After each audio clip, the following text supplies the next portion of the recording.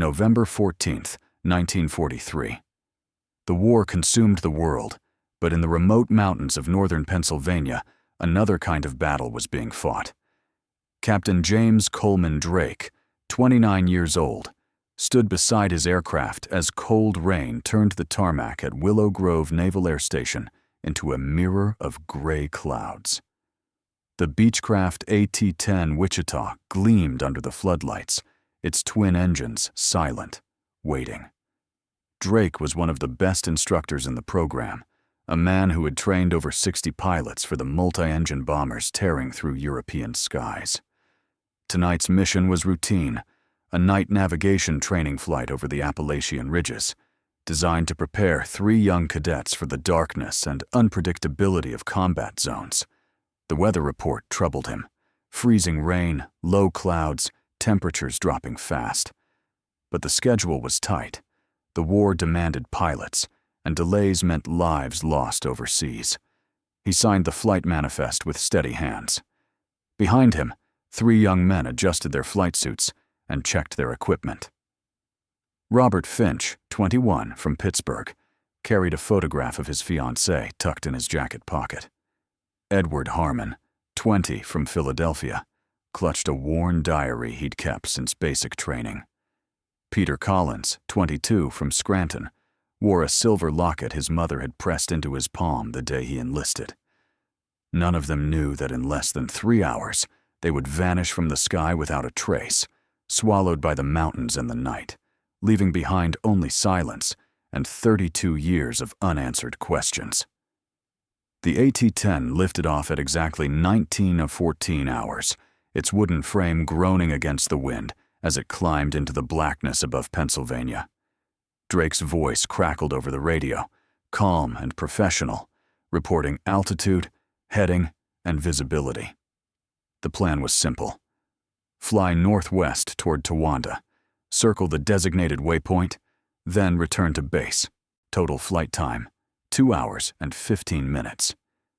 In the co-pilot seat, Finch gripped the controls, his knuckles white but steady. Behind them, Harmon and Collins monitored instruments and marked positions on navigation charts, their headlamps casting small pools of light in the cramped cabin. At 20:03, Drake reported passing over the Susquehanna River. Visibility was deteriorating. Cloud cover had dropped to 3,000 feet. At 20:31, the first sign of trouble emerged. Drake's voice, still controlled but edged with concern. Experiencing icing on the wings, rate of accumulation faster than expected, adjusting altitude. Icing was a pilot's nightmare. Supercooled water droplets froze instantly on contact with metal and wood, adding weight, disrupting airflow, transforming a responsive aircraft into a sluggish, uncontrollable mass. At 20:47, Drake's transmission grew urgent. Significant ice buildup, controls responding sluggishly, descending to find warmer air. Then, at 20:52, the final words anyone would hear from them. Losing altitude rapidly, can't maintain, attempting emergency. Static. Silence. The radio operator at Willow Grove called repeatedly. No response. Emergency protocols activated immediately. Search and rescue teams mobilized, but darkness, freezing rain, and mountainous terrain made night operations impossible. They would have to wait for dawn, and by then, the trail would be cold. November 15th broke gray and bitter. Snow had begun falling overnight, blanketing the mountains in white silence. Military search teams fanned out from Willow Grove, tracing the aircraft's last known position. Ground crews questioned farmers, loggers, and residents of small mountain towns. Had anyone heard an explosion? Seen a flash of light? Found wreckage? Nothing. The AT-10 had simply ceased to exist. Margaret Drake, the captain's wife, received the knock on her door at noon. 2 officers, faces somber beneath their caps, delivered the words that would haunt her for 3 decades. Missing in action, presumed down in the mountains, search operations ongoing. She stood in the doorway, her 2 young children clutching her dress, and felt the ground shift beneath her feet. In Pittsburgh, Robert Finch's fiancée, Catherine, learned the news from a telegram delivered by a pale-faced messenger. She read it 3 times, hands trembling, unable to process the words. They were supposed to marry in June. The dress was already ordered. In Philadelphia, Edward Harmon's parents collapsed into each other's arms when the chaplain arrived at their door. Their only son, their bright boy who loved airplanes and adventure, was gone. In Scranton, Peter Collins' mother refused to believe it. She set his place at the dinner table every evening, convinced he would walk through the door at any moment, smiling that crooked smile, telling her it had all been a terrible mistake. The search continued for 3 weeks. Aircraft flew grid patterns over the mountains. Ground teams hiked through forests and ravines. Local volunteers formed search parties, combing every accessible ridge and valley. They found nothing. Not a single fragment of wreckage, not a torn piece of fabric, not a scorch mark on the trees. December brought snowstorms that buried the mountains under 4 feet of white. The search operation scaled back, then suspended. The official determination came on January 12, 1944. The crew of AT-10, serial number 427193, was declared lost with all hands. Cause: aircraft accident due to severe weather conditions and probable icing. Location: undetermined. Recovery: unlikely until spring thaw. 4 empty caskets were buried with military honors. Flags were folded. Taps was played. Families wept over graves containing only earth and memory. Margaret Drake stood at her husband's funeral, stone-faced, her children on either side. She refused to cry. Crying meant accepting it was real, and some part of her could not, would not accept that James was truly gone. Catherine kept Robert's photograph on her nightstand. She told friends she was still engaged, still waiting, still certain he would return. Years passed. She never married.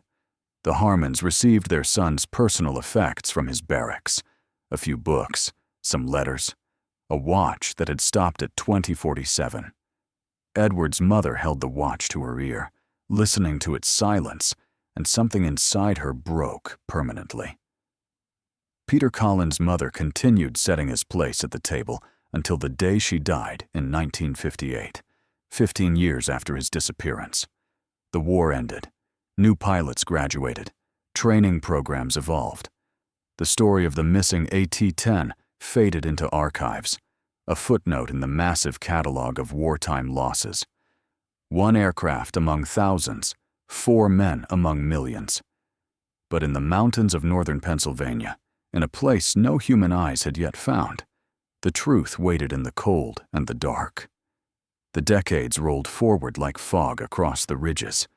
The 1950s brought prosperity and forgetting. The 1960s sparked social upheaval. The 1970s dawned with new uncertainties. In all that time, the mountains kept their secret.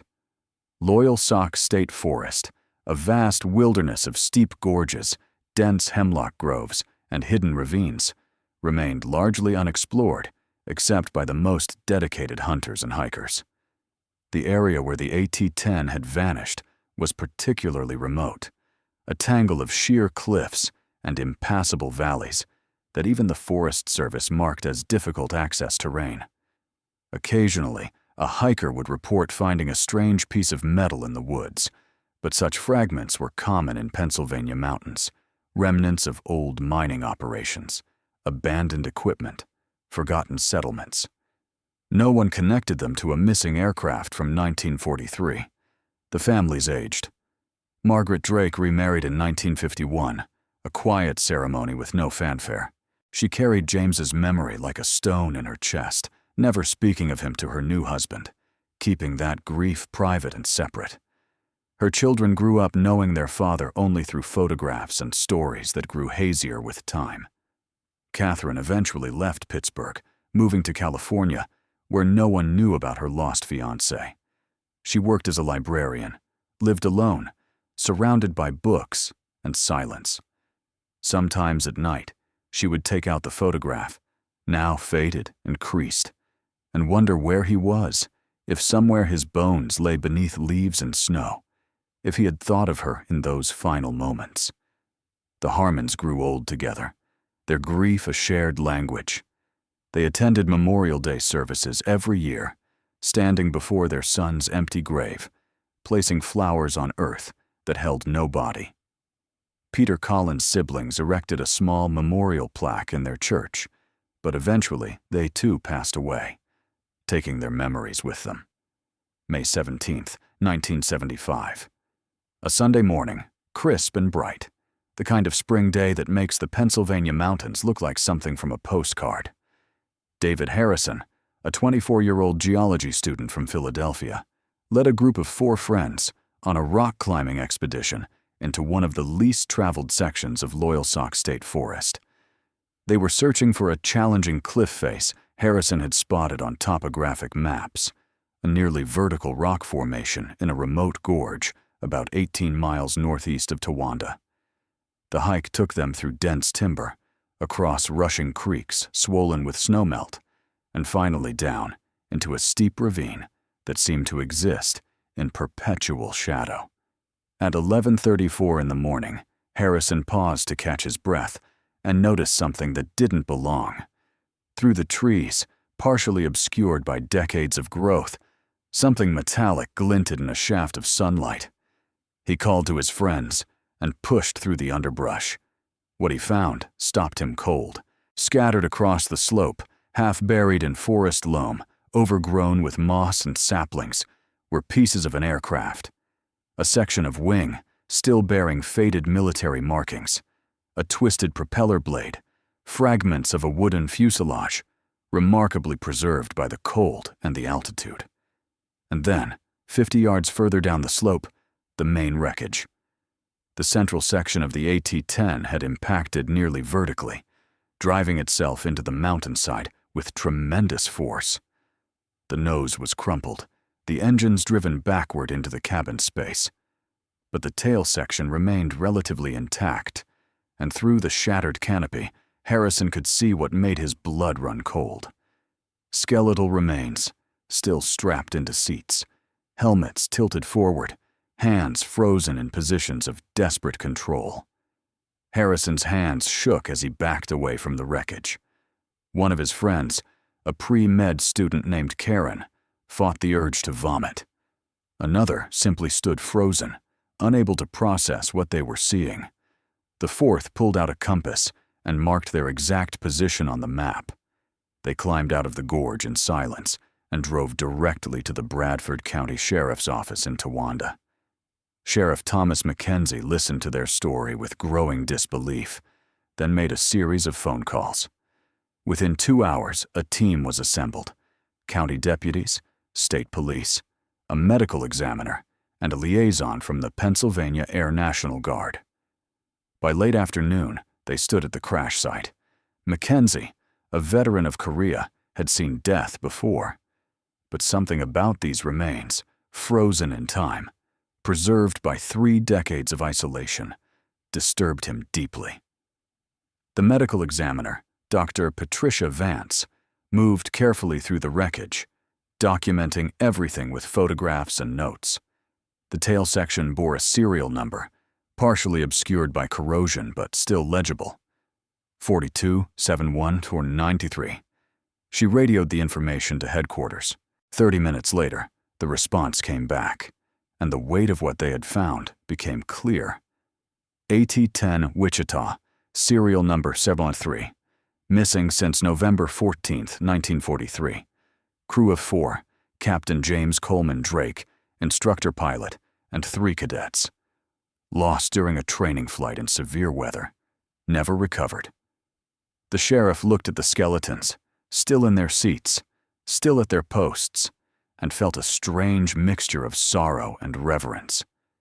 These men had been missing longer than he had been alive. Families had buried empty caskets, wives had mourned, children had grown up fatherless, and all this time, the truth had been waiting here, in this forgotten corner of the forest. silent and patient.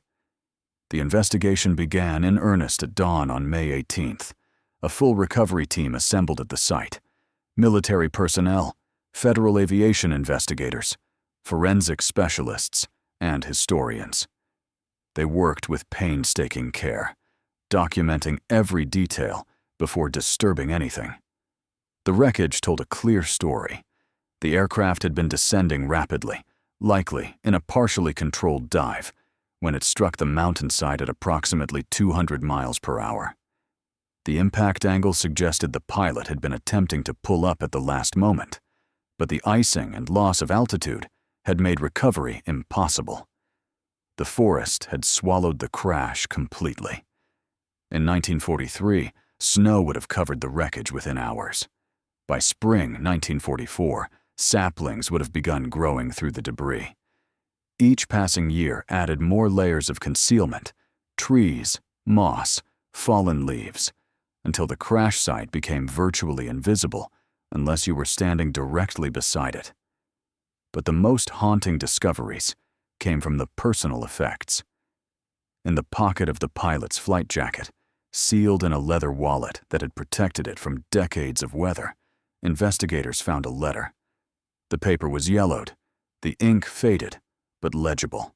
It was addressed to Margaret Drake, written in Captain Drake's careful handwriting, dated November 14, 1943. The recovery team read it in silence, and more than one grown man found his eyes burning. Near the co-pilot's position, they found a photograph in a waterproof case. The image showed a young woman in a simple dress, smiling at the camera. On the back, in careful script, "To Bobby, with all my love. Wait for me, I'll come home a hero. Robert." The investigator who found it, a retired Air Force colonel, had to step away for a moment. The recovery of personal effects continued with meticulous care. Behind the co-pilot's seat, wrapped in a deteriorating leather pouch, they found a diary. The cover was water-stained and fragile, but the pages inside had been protected enough that many entries remained readable. It belonged to Edward Harmon. The final entry, dated November 14, 1943, read, "Tonight we fly. Captain Drake says we'll be back by 22. Mom and Dad would be proud to see me now. In a few more months, I'll be flying bombers over Germany. Can't wait to tell them all about it when I get home." The words hung in the air like ghosts. He never made it home. He never flew bombers. He never saw his parents again. Near the navigator's station, they found a silver locket, tarnished but intact. Inside was a lock of hair and a tiny photograph of an elderly woman.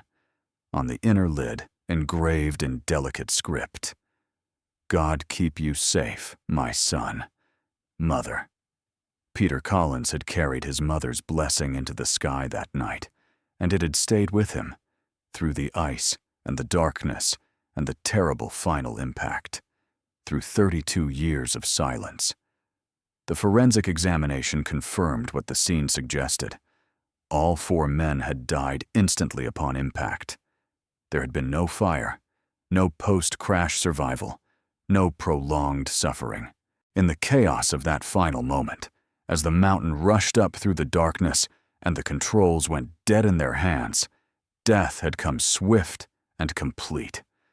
Dr. Vance prepared her report with clinical precision, but she found herself departing from standard medical language to add a personal note. These men died in service to their country, training the next generation of pilots who would win the war. They deserve to be remembered as the heroes they were. The hardest part of any recovery operation is informing the families.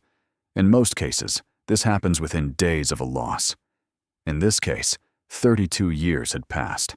Some family members had died. Others had moved.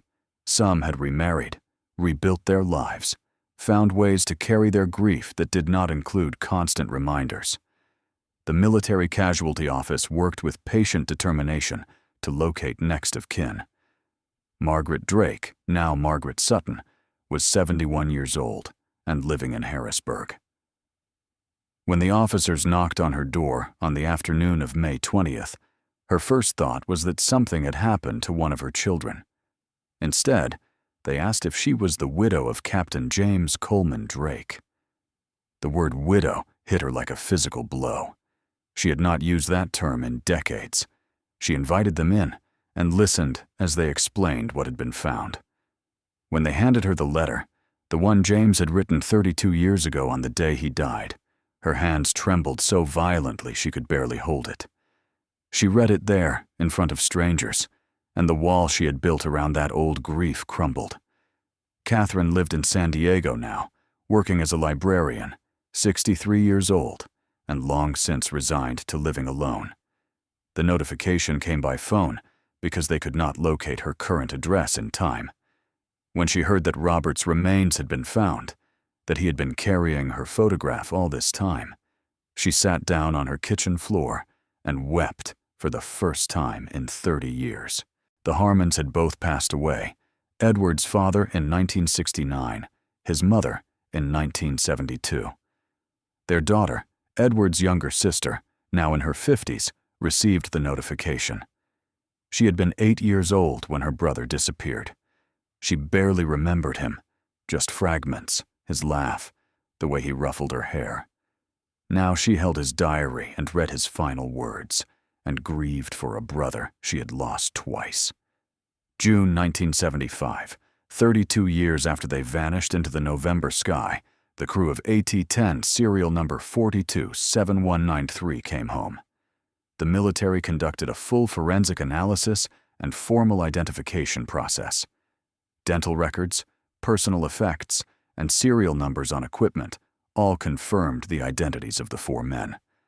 Captain James Coleman Drake, Cadet Robert Finch, Cadet Edward Harmon, Cadet Peter Collins. A joint memorial service was held at Willow Grove Naval Air Station on June 14th. Hundreds attended, family members, surviving veterans from the same training program, military officials, and local residents who had followed the stunning discovery in newspapers.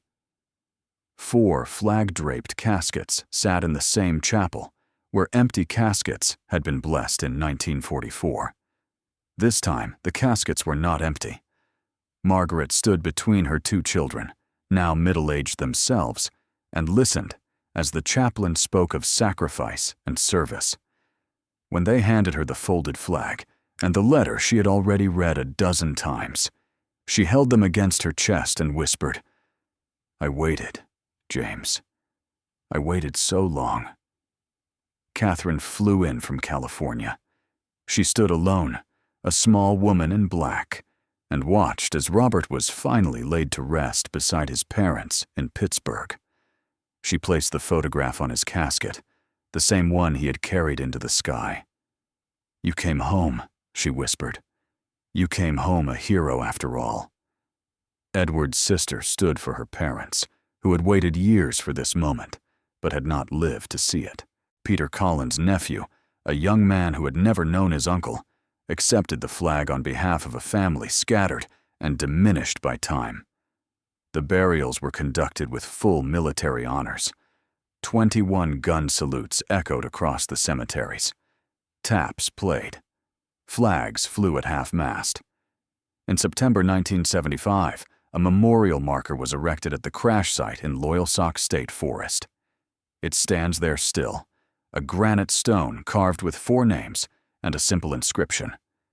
"In memory of Captain James C. Drake and cadets, Robert Finch, Edward Harmon, and Peter Collins, who gave their lives in service November 14th, 1943. Lost to the sky, found by the mountain, forever remembered." The trail to reach it is unmarked, known only to locals and dedicated hikers. Over the decades, visitors have left small tokens: coins, flags, flowers, photographs of their own loved ones lost to war or time. The Forest Service maintains the site quietly, clearing debris, replacing the flagpole when weather damages it. Every year on November 14th, a small ceremony takes place. Veterans, family descendants, and aviation history enthusiasts make the difficult hike to stand in that silent gorge and remember. They speak the names aloud. They tell the story to anyone who will listen. They ensure that 4 young men who vanished into a winter sky are not forgotten. Hikers still occasionally find small fragments in the area, a piece of riveted wood, a shard of glass, a rusted bolt. The mountain gave up its secret in 1975, but it keeps small pieces still, tiny remnants scattered through the soil and the roots and the slow passage of seasons. In 2018, David Harrison, now in his 60s, returned to the site with his granddaughter. He showed her the memorial and told her the story of that May morning when he stumbled upon history. She asked him if he was scared when he found the wreckage. He thought for a moment and said, "No. I felt like I was supposed to be there, like they had waited long enough, and it was time for someone to bring them home." The wind moves through the hemlocks with a sound like distant engines. The ridge stands silent and patient, as it has for millions of years, as it will for millions more. And in that silence, 4 names endure, carved in stone, carried in memory, held against the sky that claimed them and the earth that finally gave them rest.